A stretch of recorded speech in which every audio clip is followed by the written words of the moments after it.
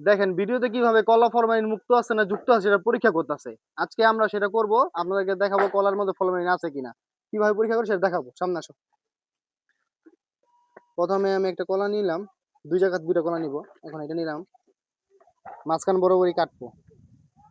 কাটার পর হচ্ছে আমরা একটু লেবুর রস দিব। একটু লেবুর রস দিলাম। লেবুর রস দিলাম, এই যে দেখেন। তারপরে হচ্ছে একটু লবণ দিব।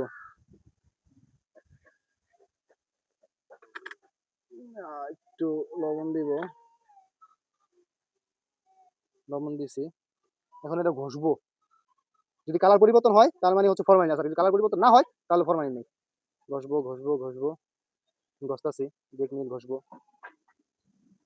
ঘষবো ঘষবো ঘষবো ঘষবো। আলহামদুলিল্লাহ, দেখছেন কালার পরিবর্তন হয় নাই। তার মানে হচ্ছে এই কলারটার মধ্যে ফরমালিন নাই, কারণ এটা আমি একদম দেশি দেশি যে ঘাড়া সেখান থেকে কিনছি। আরেকটা কলা দেখবে। এখান থেকে আমি আরেকটা কলা ছিঁড়ে নিলাম। এখন এটাকে আমি 2 ভাগ করব প্রথমে। আচ্ছা, 2 ভাগ করছি। এখন আমি একটু লেবু রস দিব। একটু লবণ দিব।